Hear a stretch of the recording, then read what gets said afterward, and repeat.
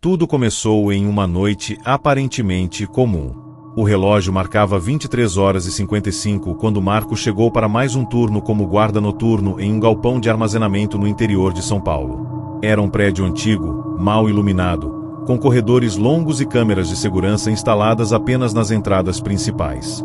A empresa não investia muito em segurança, e talvez por isso mesmo contratasse alguém como ele, um homem de 40 e poucos anos, com experiência em vigilância, mas cansado da rotina e precisando desesperadamente de um emprego. Naquela noite, ele notou algo estranho logo ao entrar. Uma das luzes da recepção piscava, mesmo tendo sido trocada recentemente.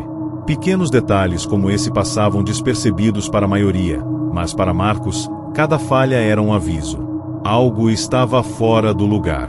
Ele seguiu o procedimento padrão, conferiu os registros no caderno de ocorrências, fez uma ronda inicial pelos corredores e checou se as portas estavam trancadas.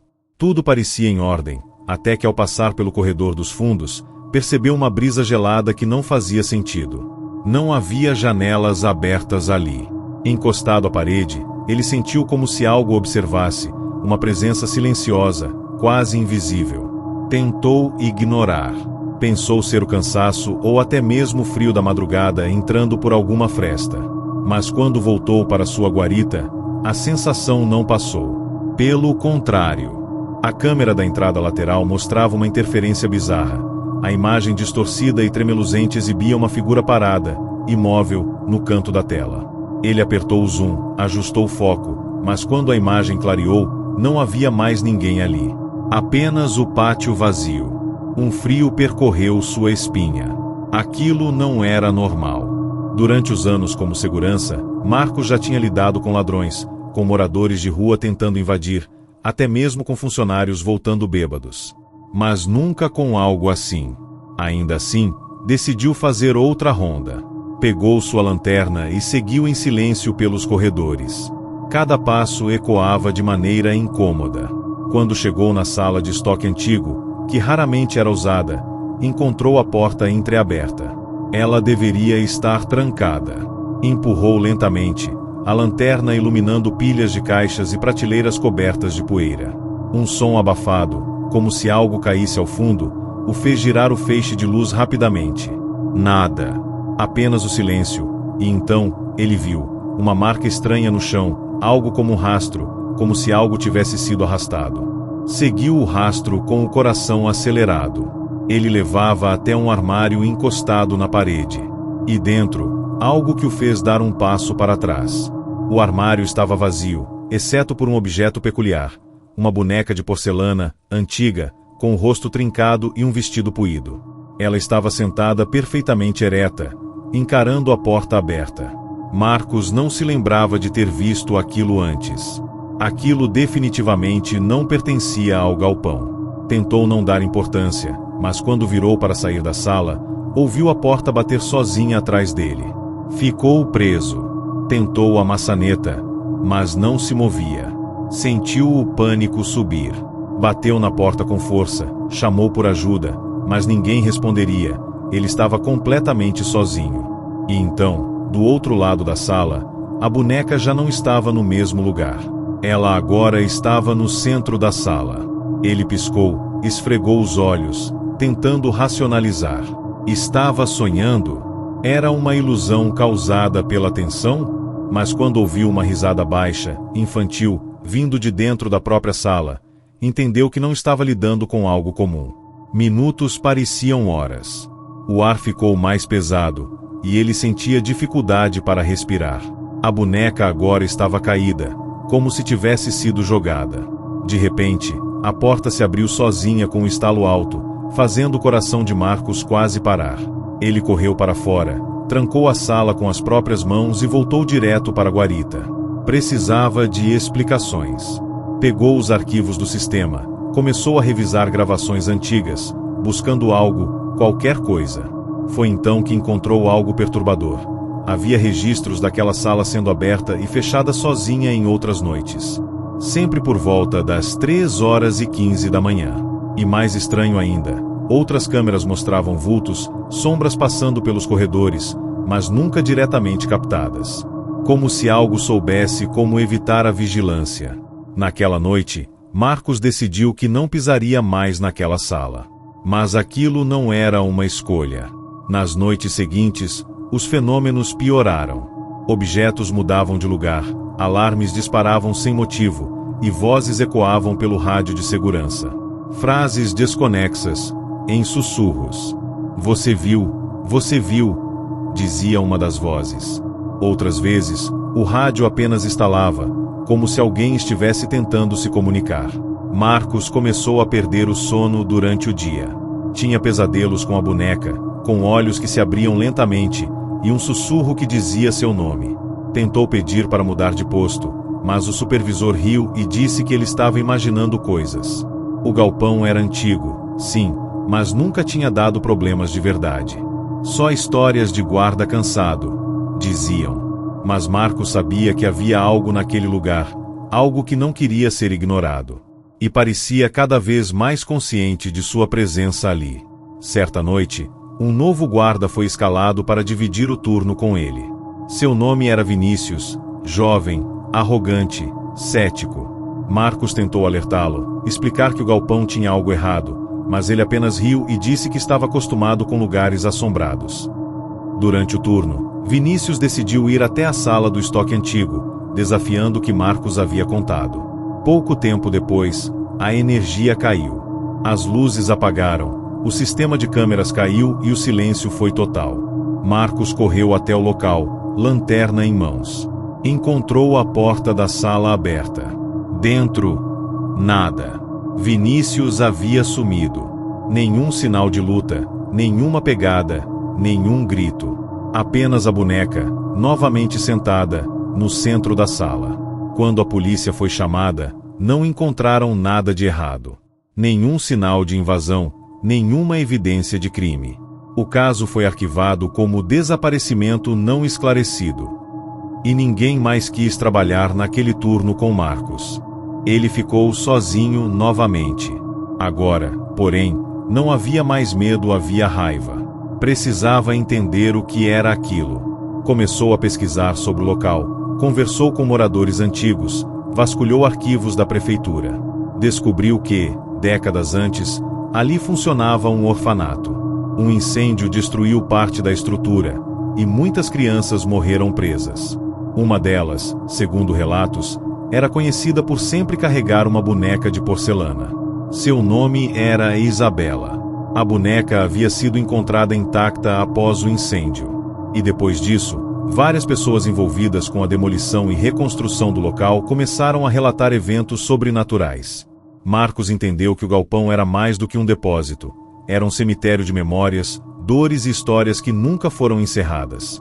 E agora, ele fazia parte disso. A cada noite, a boneca mudava de lugar. E ele sabia. Era apenas uma questão de tempo até ela se mover na frente dele. Na última noite registrada, as câmeras mostraram Marcos entrando normalmente no galpão, fazendo sua ronda como sempre. Mas algo era diferente. Ele parecia calmo demais. Parou diante da sala antiga, abriu a porta com as chaves e entrou. A câmera interna, reinstalada poucos dias antes, mostra ele colocando uma vela acesa no chão. Em seguida, senta-se ao lado da boneca e permanece imóvel. Por horas. Até que, às 3h15 da manhã, a imagem congela. A gravação some.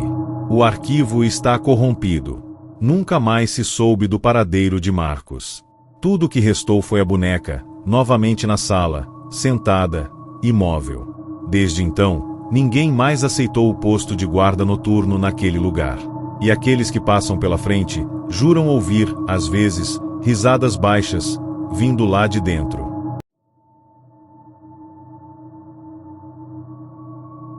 No coração da cidade, um prédio abandonado conhecido como Edifício Navarro se tornou palco de histórias sinistras e rumores que assustavam até os mais corajosos.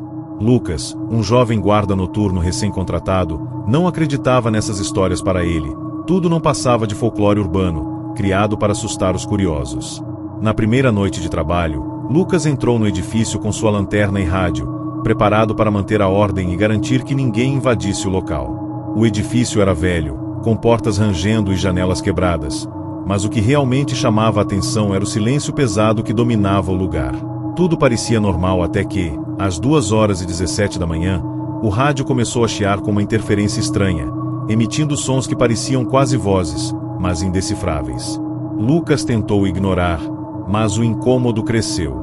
De repente, a luz da lanterna piscou e apagou, deixando-o imerso em completa escuridão. O pânico tentou tomar conta, mas ele respirou fundo, ligou a lanterna de reserva no escuro e seguiu seu caminho para o segundo andar.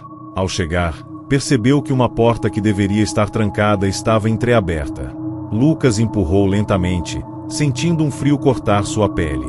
Dentro da sala, havia uma mesa antiga, coberta de pó, e ao lado dela, uma cadeira que se mexia levemente, como se alguém tivesse acabado de se levantar. Ele chamou pelo rádio para pedir ajuda, mas ninguém respondeu. De repente, um sussurro claro veio do corredor.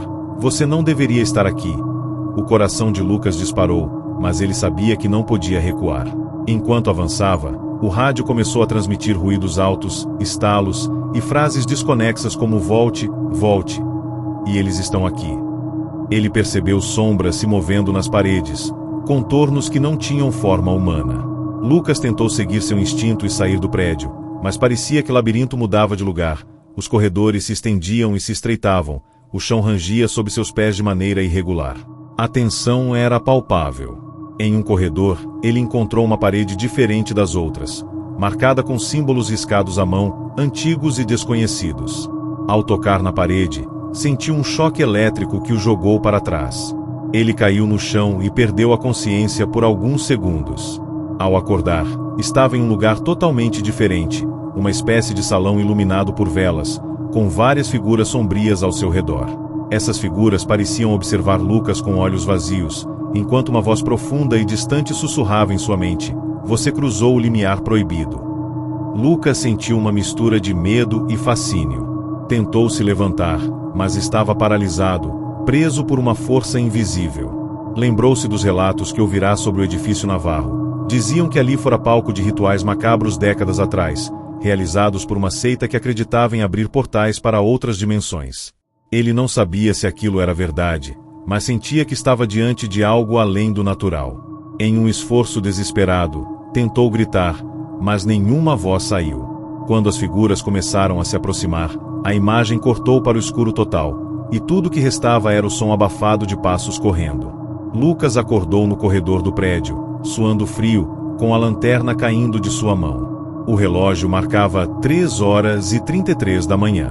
Pensou ter tido um pesadelo, mas o símbolo riscado na parede estava ali, bem na sua frente, visível e recém-feito, como se tivesse sido gravado durante sua inconsciência. Sentiu uma dor forte no peito, e um arrepio percorreu seu corpo quando ouviu, vindo do rádio, um sussurro familiar: "Você viu?" Lucas tentou ligar para o supervisor, mas o telefone não funcionava. Tentou sair do prédio, mas as portas pareciam trancadas por dentro. Ele estava preso, e aquela noite seria apenas o começo de uma série de eventos que ele não poderia controlar. Nas noites seguintes, Lucas documentou tudo. Anotava cada barulho estranho, cada sombra que via, cada palavra incompreensível transmitida pelo rádio. Mas a presença parecia ganhar força. Objetos se moviam sozinhos, sua sombra se alongava e se distorcia, e, por várias vezes, ele teve a sensação de estar sendo seguido, mesmo quando estava sozinho. O medo começou a tomar conta, mas Lucas sabia que precisava ir até o fim. Em uma madrugada, ele encontrou um livro antigo escondido atrás de uma parede falsa. O livro continha rituais e histórias da seita que antes ocupava o prédio. Havia instruções para fechar os portais abertos e, talvez, devolver a paz ao local. A decisão estava tomada. Ele tentaria realizar o ritual. Preparou tudo com cuidado: velas, símbolos desenhados no chão com giz, palavras antigas decoradas em seu caderno. Às 2h50 da manhã, começou a entoar as palavras do ritual no centro do salão principal. O ar ficou denso, e uma energia estranha começou a girar ao redor dele. Sombras se agitaram e o sussurro tornou-se um grito abafado. De repente, uma figura translúcida apareceu à sua frente, uma mulher vestida com roupas antigas, olhos vazios, a mesma sombra que ele sentirá desde o início. Ela levantou a mão, e Lucas sentiu seu corpo ser empurrado para trás. Mas ele não desistiu. Continuou o ritual até que, com um estrondo surdo, as luzes do prédio se acenderam e o silêncio tomou conta do lugar. O portal havia sido fechado. Ele estava livre. Ou pelo menos achava que estava. Nos dias seguintes, Lucas voltou à sua rotina normal, mas sentia algo diferente dentro de si, uma inquietação que não sabia explicar. As noites passaram, e ele começou a perceber pequenas mudanças no seu reflexo no espelho, movimentos que não correspondem aos seus, olhos que pareciam olhar para outra direção. Em uma madrugada, o rádio de segurança começou a chiar sozinho, e, pela última vez, uma voz clara sussurrou: "Até breve." Lucas desligou tudo e saiu do prédio, prometendo nunca mais voltar. Mas ele sabia que algumas portas, uma vez abertas, nunca se fecham completamente. E que o que ficou atrás daquele prédio, no escuro da noite, talvez estivesse apenas esperando pela próxima vítima.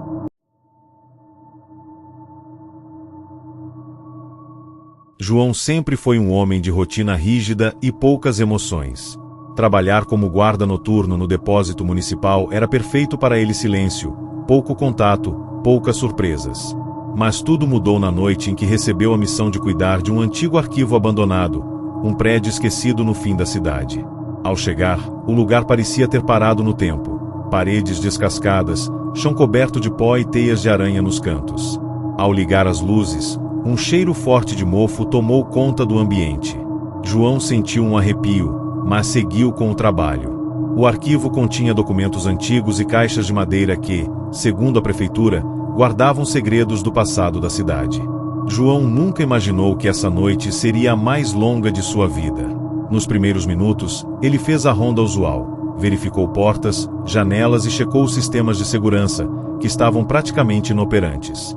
Mas enquanto caminhava pelo corredor principal, ouviu um barulho estranho vindo do andar superior, algo parecido com passos arrastados. João parou, apontou a lanterna para cima, mas não viu nada além da escuridão. Decidiu subir para investigar, cada degrau rangendo sob seu peso. No segundo andar, o cheiro de mofo ficava mais forte, e o silêncio, mais pesado. De repente, uma porta se abriu lentamente, fazendo um rangido alto que ecoou pelo prédio. João hesitou, mas entrou. Lá dentro, encontrou uma sala repleta de arquivos antigos, pilhas de papéis amarelados e uma mesa com um diário aberto. Curioso, começou a folhear o diário, e percebeu que as últimas páginas estavam rasgadas. Enquanto tentava entender o conteúdo, ouviu um sussurro quase inaudível: "Você não devia estar aqui." João congelou. O silêncio foi substituído por um som constante, parecido com um sussurro de vozes, vindo de todas as direções. Tentou se mover, mas sentia como se algo invisível o prendesse. A lanterna começou a falhar, piscando em intervalos cada vez mais rápidos. Quando a luz estabilizou, ele viu uma figura encapuzada no canto da sala, parada, imóvel, encarando-o. João não conseguiu gritar. A figura se aproximou lentamente, e ele sentiu um frio cortante tomar conta do seu corpo. A voz sussurrou seu nome, seguido por uma promessa aterradora: "Você ficará aqui para sempre." João tentou fugir, mas a porta havia desaparecido. Ele estava preso naquele arquivo, rodeado por sombras que se moviam rapidamente, como se estivessem vivas. A figura encapuzada começou a se desmaterializar, revelando uma mulher com olhos vazios e expressão triste. Ela contou, sem falar uma palavra, uma história de dor, abandono e vingança. João sentiu a dor dela como se fosse sua. Tentou ajudar, mas sabia que não havia como escapar daquela maldição. Aos poucos, percebeu que ele mesmo começava a desaparecer, sua imagem se tornando transparente, enquanto a sala parecia absorvê-lo. Antes de sumir completamente, ele conseguiu escrever uma última mensagem no diário: "Cuidado com o que procura. Este lugar não esquece." Na manhã seguinte, o zelador do prédio encontrou o diário aberto no chão, com a mensagem escrita à mão, mas João jamais foi encontrado. Ninguém jamais ouviu falar dele novamente. O arquivo continuou ali, esperando o próximo guarda, o próximo curioso que ousasse ficar sozinho durante a noite. As luzes do prédio às vezes piscam, e dizem que se você passar perto, pode ouvir sussurros e passos, como se alguém ainda estivesse preso entre as paredes, esperando para contar sua história. O silêncio daquela noite nunca mais foi o mesmo para quem conhece o arquivo. E para aqueles que trabalham como guardas noturnos, essa é uma lembrança clara. Nem todo trabalho é só rotina às vezes, o passado vem para buscar o presente.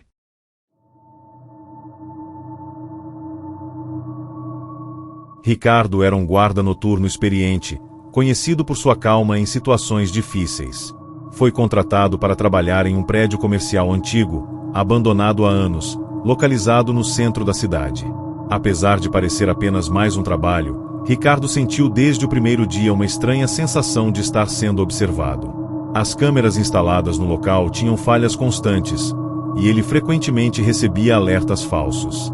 Na terceira noite, enquanto fazia sua ronda, ouviu um som abafado, como de passos lentos vindo do subsolo, área que ele sabia estar interditada por causa de infiltrações e riscos estruturais. Movido pela curiosidade, decidiu investigar. Descendo as escadas em direção ao subsolo, Ricardo notou que o ar ficava mais pesado, com cheiro de mofo e umidade. As luzes da lanterna revelavam paredes cobertas de grafites antigos e símbolos riscados, parecidos com sinais que ele nunca tinha visto antes. Chegando ao final do corredor, encontrou uma porta metálica parcialmente aberta. Ao empurrá-la, sentiu um calafrio percorrer sua espinha. O local era uma espécie de sala de máquinas, mas tudo estava coberto de poeira e teias de aranha, como se ninguém tivesse pisado ali há décadas. No centro, uma velha caixa de metal parecia fora do lugar. Ricardo, hesitante, abriu a caixa e encontrou dentro uma pequena chave enferrujada e um bilhete amarelado, com uma mensagem simples: "Não abra a porta". Apesar do aviso, a curiosidade venceu. Ricardo procurou pela porta correspondente à chave, e logo a encontrou, uma porta de madeira, desgastada, no canto mais escuro do subsolo. Ele usou a chave para destrancá-la. Ao abrir, um ar frio e um silêncio absoluto o receberam. A sala atrás da porta estava vazia, exceto por um espelho grande e antigo encostado na parede oposta. Quando Ricardo se aproximou, seu reflexo parecia distorcido, com traços que não eram seus. De repente, ele viu algo que o congelou no lugar. No reflexo, havia uma figura atrás dele, uma sombra escura e sem rosto. Virou-se rapidamente, mas não havia ninguém. Quando olhou novamente para o espelho, a figura desaparecera. O medo tomou conta, mas ele não conseguia desviar os olhos daquele reflexo estranho. A partir daquele momento, Ricardo começou a perceber que algo estava errado. Pequenos objetos desapareciam e reapareciam em lugares diferentes. Vozes sussurravam seu nome quando ele estava sozinho, e as luzes piscavam sem motivo. Em uma noite, enquanto assistia às câmeras de segurança, viu a figura do reflexo movendo-se por corredores onde ele não estava. A imagem mostrava um homem encapuzado, que parecia observá-lo atentamente. Ricardo tentou confrontar a presença, falando em voz alta, mas o silêncio era a única resposta.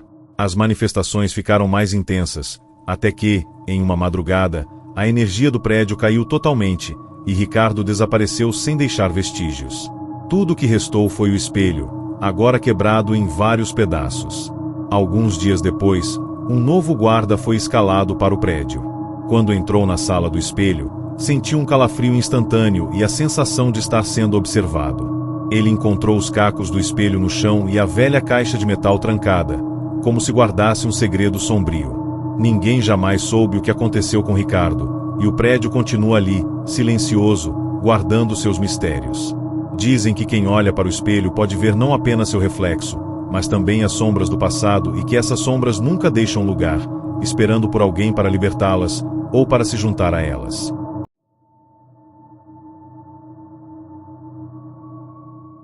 Miguel era um jovem guarda noturno, conhecido por sua coragem e determinação, mas também por seu ceticismo diante das histórias sobrenaturais que circulavam entre os colegas.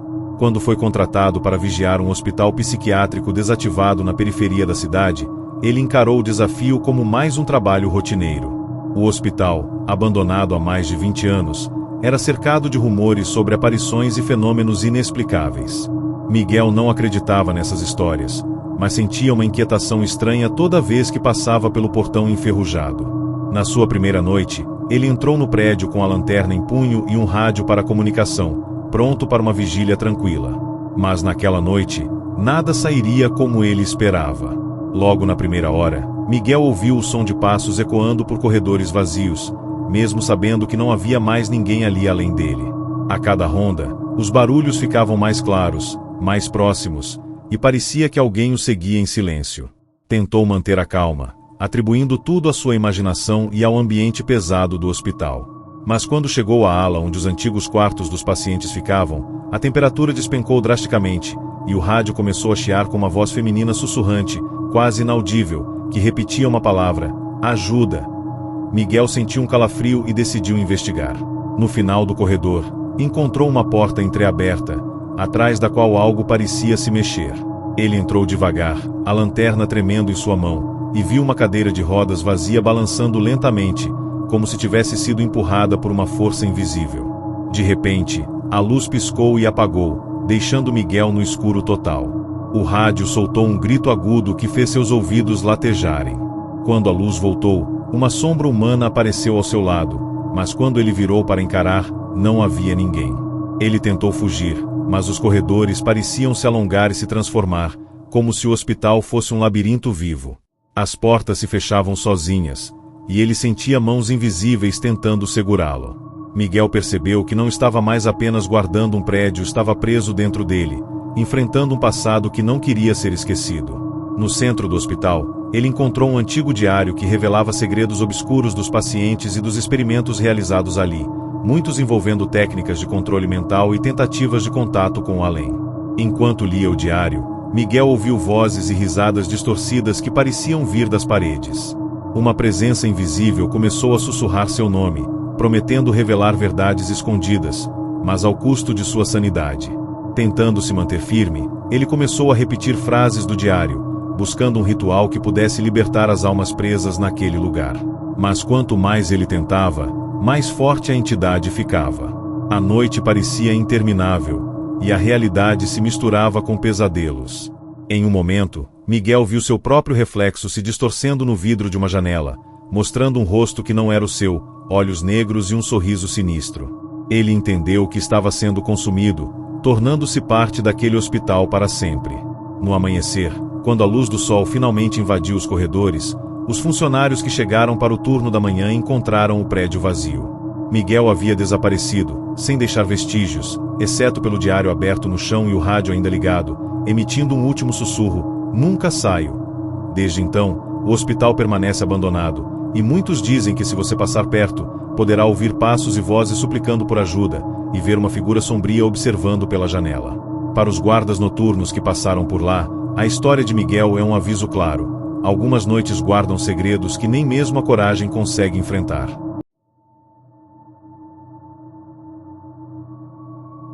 Carlos era um guarda noturno que acabará de ser transferido para uma antiga fábrica desativada nos arredores da cidade.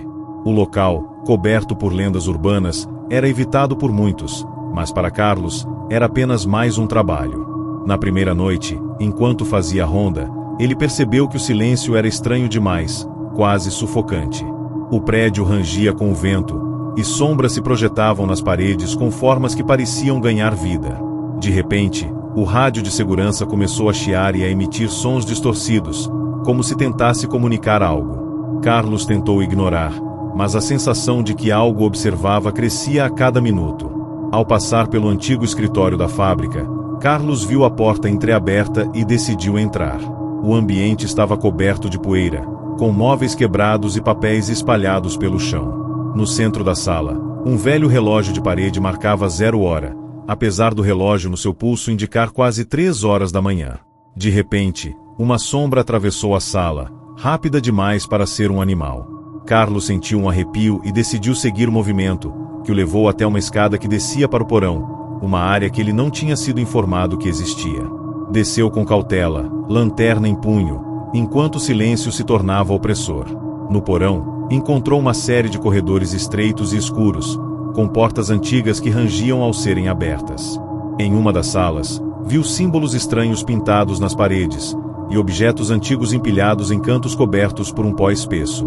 O ar estava pesado, e Carlos sentiu uma presença próxima. Enquanto caminhava, o rádio soltou uma voz distorcida que repetia seu nome de forma ameaçadora. Ele tentou fugir, mas o caminho de volta parecia ter mudado. Os corredores se estendiam e se fechavam em um labirinto impossível. As luzes piscavam, e sombras surgiam nos cantos, sempre desaparecendo quando ele olhava diretamente. De repente, uma porta se fechou com força atrás dele, prendendo naquele ambiente escuro. Carlos sentiu um aperto no peito e uma pressão que parecia tentar esmagá-lo. A voz no rádio se tornou um grito, e ele viu uma figura translúcida, um homem de olhos vazios, que se aproximava lentamente. Carlos tentou gritar, mas sua voz sumiu. A entidade parecia absorver toda a energia do lugar, e o desespero tomou conta. Ele tentou usar o rádio para pedir ajuda, mas tudo que ouviu foi um silêncio pesado e opressor. Quando a entidade o tocou, tudo escureceu. Carlos acordou horas depois, sozinho na entrada da fábrica, com marcas de arranhões pelo corpo e sem saber como tinha saído dali. O relógio no seu pulso marcava horas a menos do que quando ele entrou, como se o tempo tivesse parado. Nos dias seguintes, ele tentou voltar à rotina, mas as lembranças daquela noite o perseguiam, e ele sabia que algo da fábrica havia vindo com ele. Algumas noites, ao olhar no espelho, sentia um olhar frio que não era seu. E o rádio, que antes era apenas um aparelho de trabalho, às vezes sussurrava seu nome, mesmo estando desligado. Carlos nunca mais voltou para a fábrica, mas sabia que seu tempo ali havia mudado sua vida para sempre e que o perigo, agora, estava dentro dele.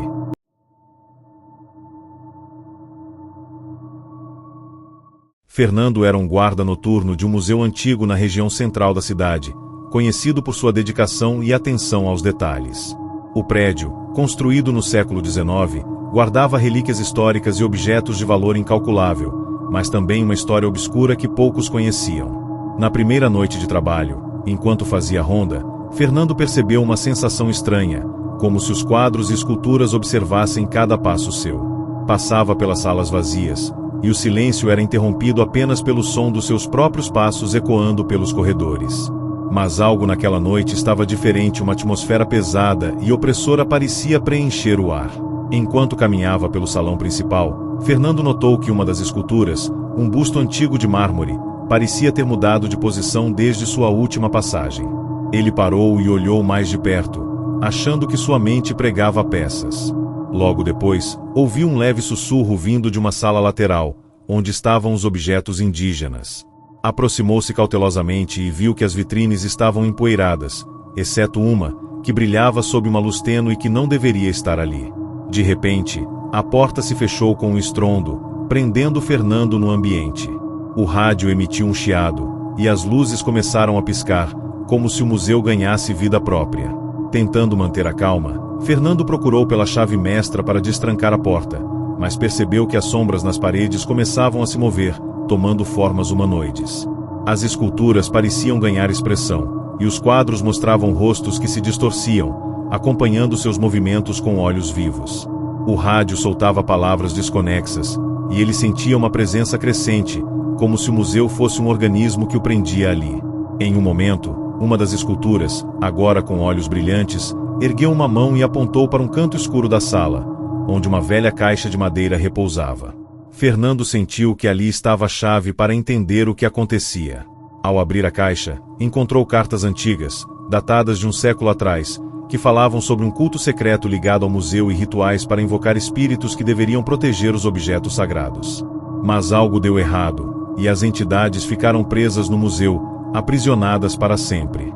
Enquanto lia, o ambiente ficou mais frio, e a voz do rádio se transformou em um grito desesperado que implorava por libertação. Fernando tentou sair, mas as portas estavam trancadas e as sombras agora cercavam cada movimento seu. Em desespero, ele começou a recitar as palavras das cartas, na esperança de desfazer a maldição. A tensão atingiu seu ápice quando uma figura espectral emergiu do chão, seus olhos vazios fixos em Fernando. No momento em que a figura se aproximava, Fernando sentiu uma energia poderosa e inexplicável o envolvendo. De repente, tudo ficou em silêncio absoluto. As portas se abriram sozinhas, e as sombras desapareceram. Ele saiu do museu ainda tremendo, mas vivo. No dia seguinte, ninguém acreditou nas suas histórias, e o museu continuava aberto ao público, sem que ninguém percebesse os perigos que ele guardava nas noites. Fernando nunca mais quis voltar para aquele lugar, mas sabia que aquela experiência havia mudado sua vida para sempre, e que, em algum lugar, as sombras ainda observavam, esperando a próxima noite escura para se libertar.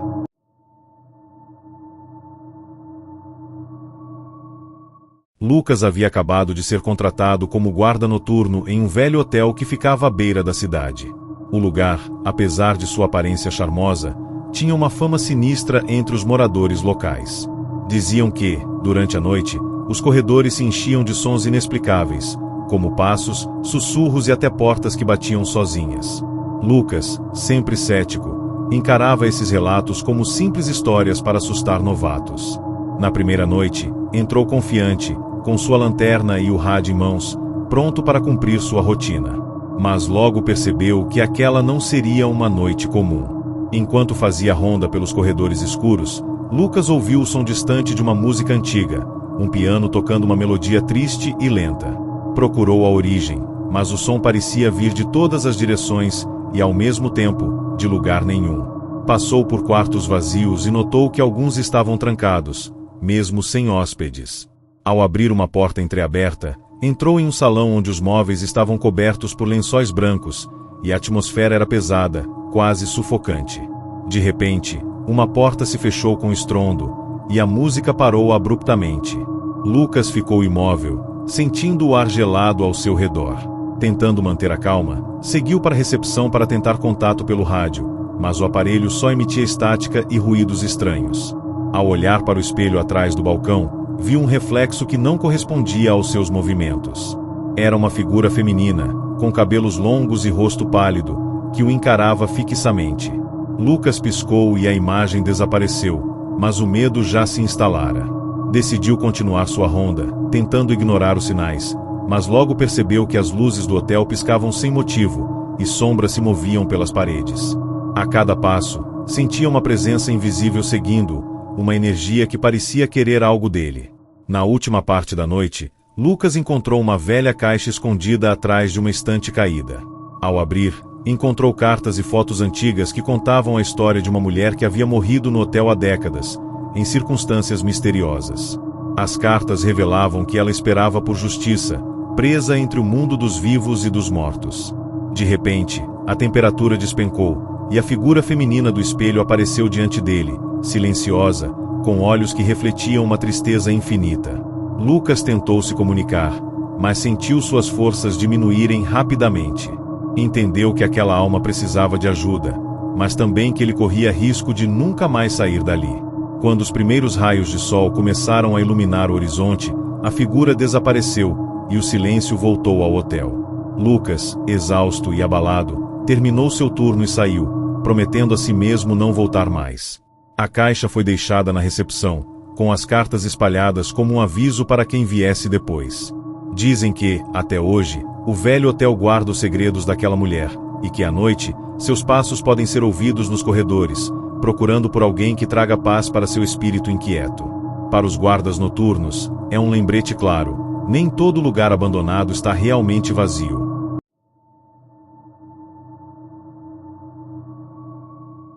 André era um guarda noturno que havia acabado de ser contratado para vigiar um depósito de antiguidades localizado em um bairro antigo da cidade.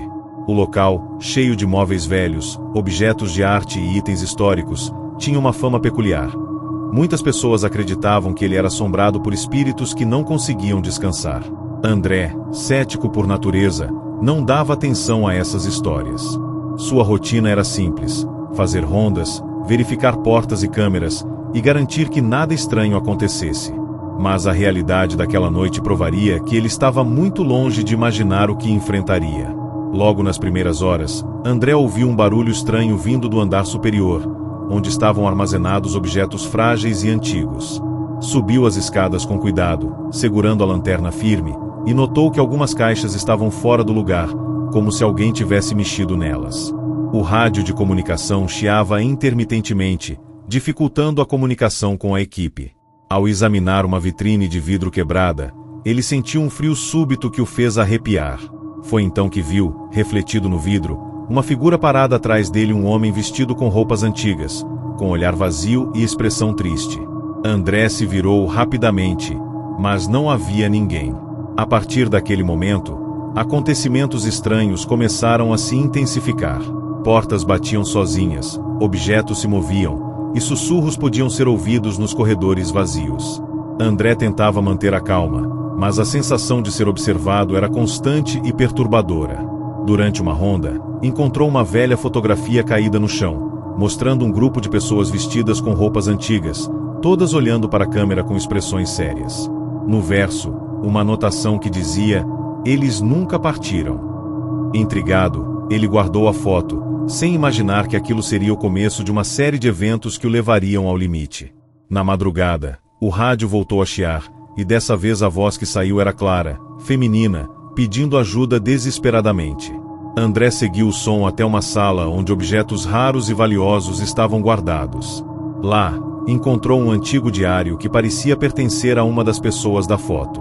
O diário falava de uma tragédia que havia acontecido ali há mais de 100 anos, envolvendo um incêndio que matou várias pessoas, e que suas almas ficaram presas no depósito, buscando justiça e paz. À medida que André lia, sentiu uma presença cada vez mais próxima, sombras que se materializavam lentamente ao seu redor. Desesperado para escapar, André tentou sair, mas as portas estavam trancadas, e o ambiente parecia se fechar ao seu redor. As sombras começaram a se aproximar, sussurrando seu nome e trazendo visões perturbadoras do passado. Em um último esforço, ele recitou uma passagem do diário que falava sobre um ritual de libertação das almas presas. Uma luz forte preencheu a sala, e as sombras desapareceram lentamente. Quando a porta finalmente se abriu, André saiu cambaleando, exausto e abalado. Nunca mais voltou ao depósito, e as histórias sobre o lugar continuaram a ser contadas, um aviso para todos os guardas noturnos que enfrentam o desconhecido no silêncio da noite.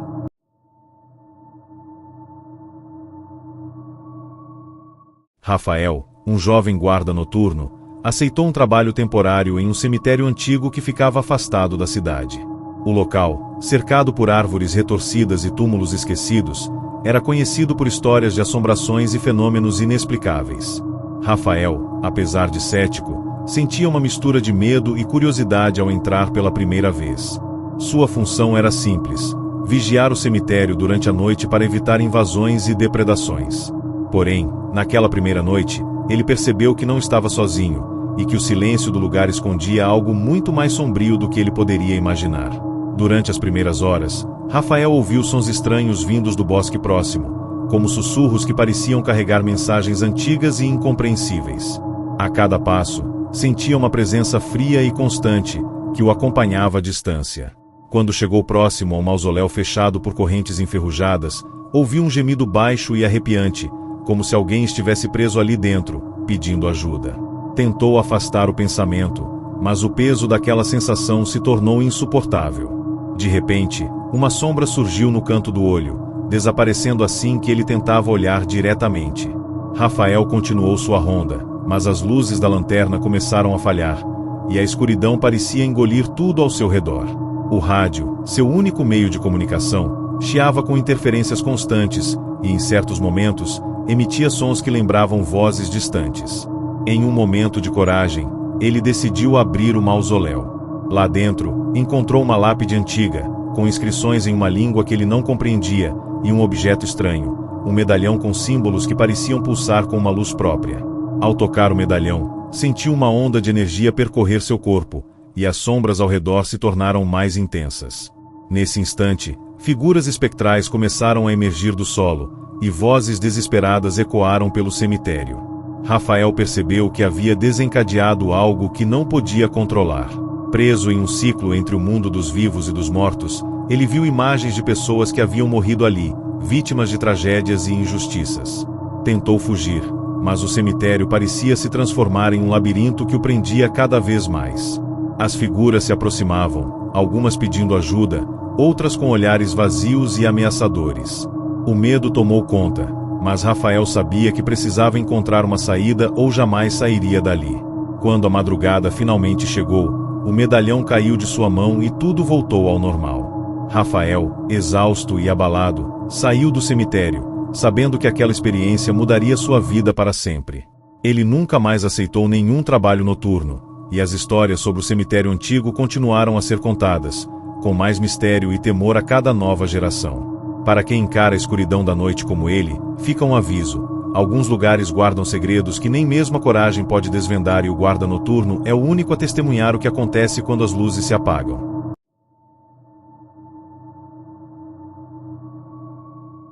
Rafael, um jovem guarda noturno, aceitou um trabalho temporário em um cemitério antigo que ficava afastado da cidade. O local, cercado por árvores retorcidas e túmulos esquecidos, era conhecido por histórias de assombrações e fenômenos inexplicáveis. Rafael, apesar de cético, sentia uma mistura de medo e curiosidade ao entrar pela primeira vez. Sua função era simples: vigiar o cemitério durante a noite para evitar invasões e depredações. Porém, naquela primeira noite, ele percebeu que não estava sozinho, e que o silêncio do lugar escondia algo muito mais sombrio do que ele poderia imaginar.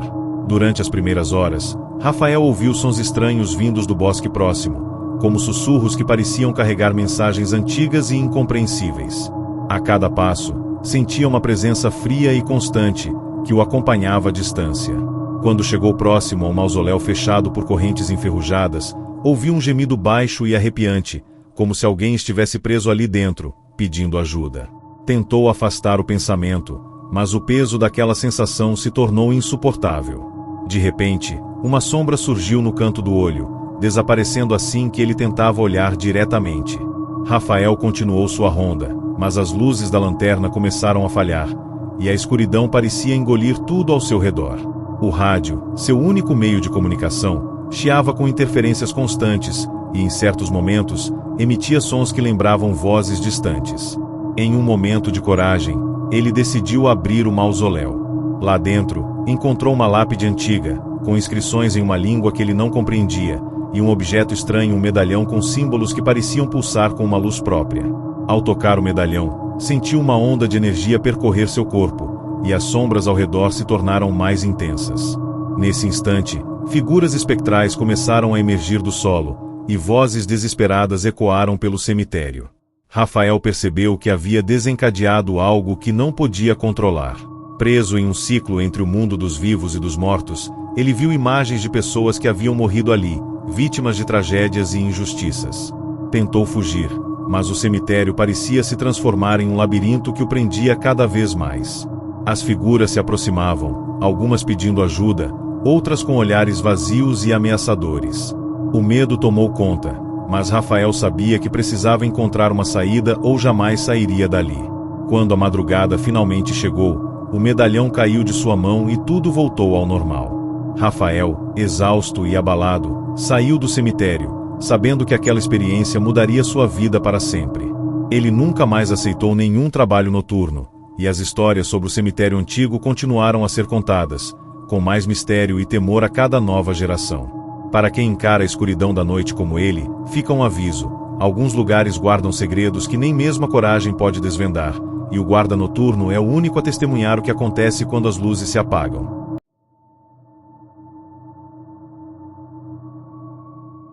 Carlos sempre foi um homem calado, metódico e extremamente profissional. Após anos trabalhando em segurança patrimonial durante o dia, ele decidiu mudar de rotina. Aceitou um emprego como guarda noturno em um antigo prédio do centro histórico da cidade, onde funcionava um museu desativado.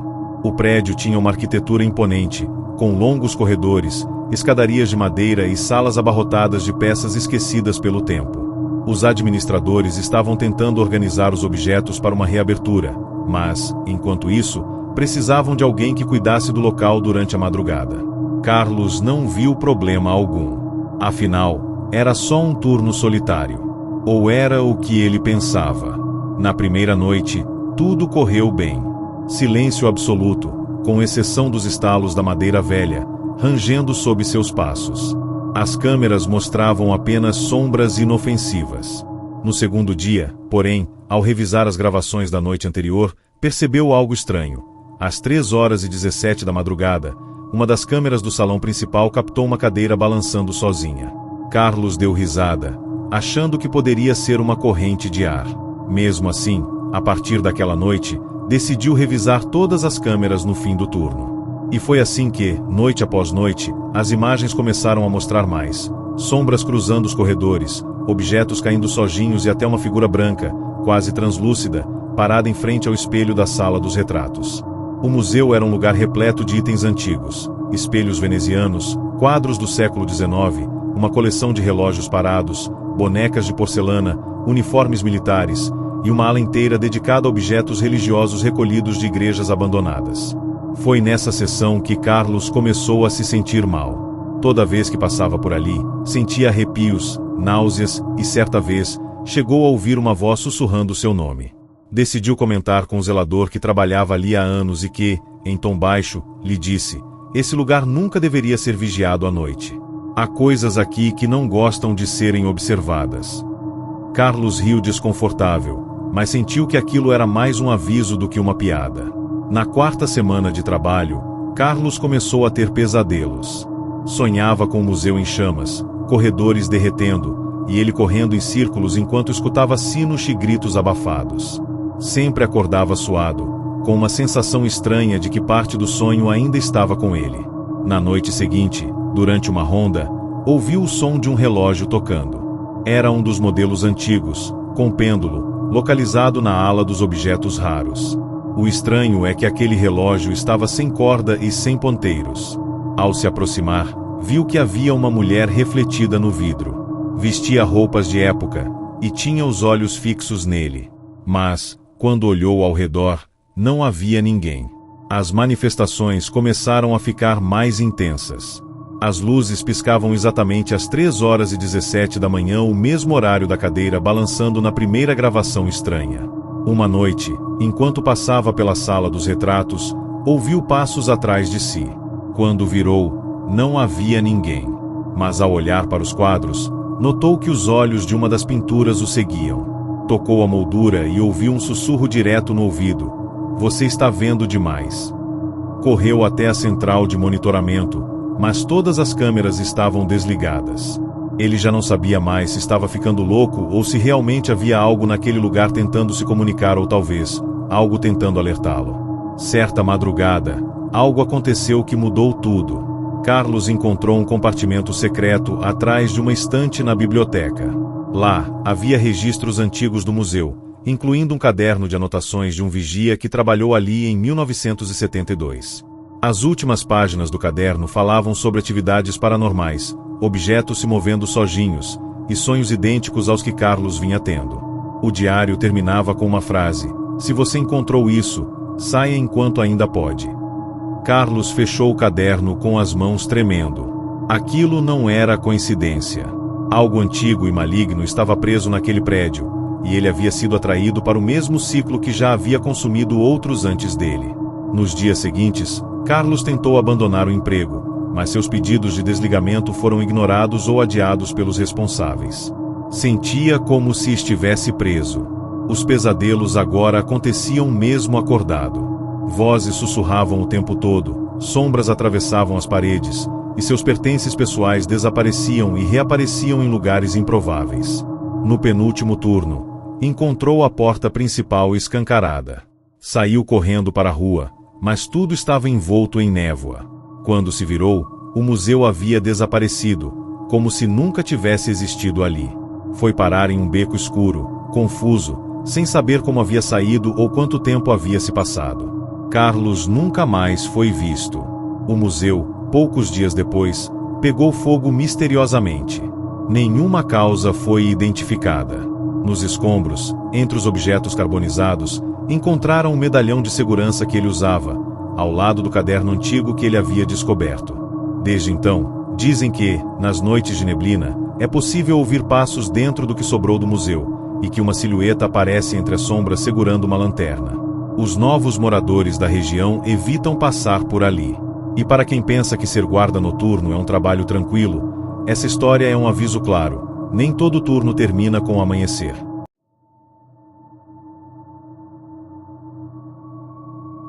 João era um ex-policial que, depois de sofrer um trauma durante uma operação mal-sucedida, decidiu se afastar do serviço ativo. Procurando algo mais calmo para reorganizar a vida, aceitou um trabalho como guarda noturno em uma escola particular desativada há anos, localizada nos arredores da cidade.